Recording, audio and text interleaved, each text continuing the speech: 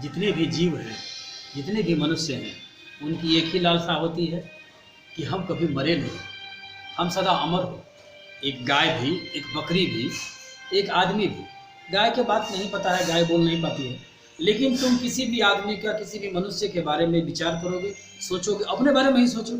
हर आदमी की एक ही लालसा है, एक ही इच्छा है। क्या इच्छा है?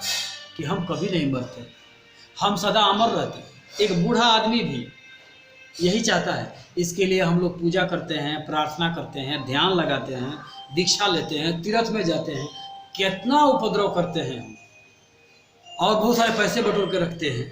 पैसे बटोरने से क्या फ़ायदा है कि जब हमको मरने की घड़ी आएगी तो हम पैसा से कुछ बीमारी को, मौत को कुछ दूर धकेलूँगा। लक्ष्य क्या है? लक्ष्य है कि हम कभी नहीं मरते। क्या ऐसा हो सकता है? बिल्कुल हो सकता है। पहले हमको अपने सनातन धर्म के सूत्र को जानना पड़ेगा। सनातन धर्म कहता है इस सृष्टि में जो भी द्वैत है वो नष्ट हो जाएगा।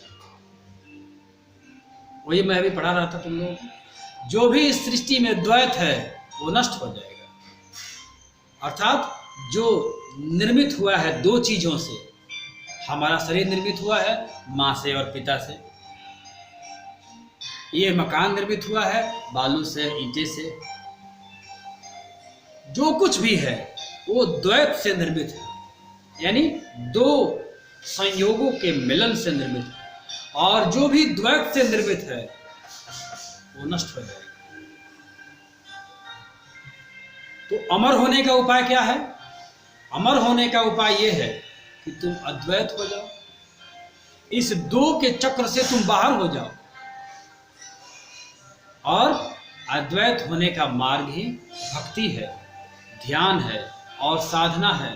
भक्ति, ध्यान अथवा साधना का अभिप्राय ही है कि हम गुरुदेव की कृपा से, भक्ति के जतन से, साधना के अभ्यास से अपने भीतर के उस तत्व को, उस स्टेट ऑफ माइंड को, उस मन स्थिति को प्राप्त करें जो हमारे भीतर अद्वैत है, जो माता और पिता से नहीं बना है।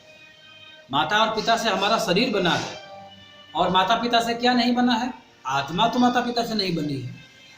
तुम्हारे भीतर जो आत्मा है वो द्वैत नहीं है, क्योंकि वो माता और पिता के मिलन से नहीं बना है। माता और पिता के मिलन से शरीर बना है।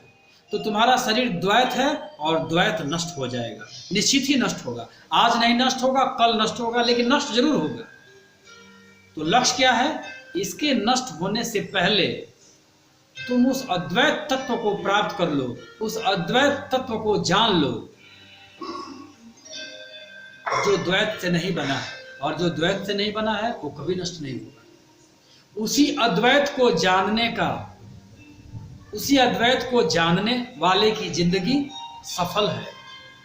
जिसने उस अद्वैत के दर्शन किए, जिसने उस अद्वैत को पहचाना, जिसने उस अद्वैत का आमना सामना किया,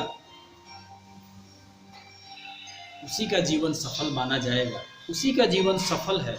जिसने उस अद्वैत का दर्शन नहीं किया, अद्वैत से जिसका साक्षात्कार नहीं हुआ, उसकी जिंदगी वो व्यर्थ ही जिया। और व्यर्थ, जो व्यर्थ जिया वो सार्थक मरेगा कैसे?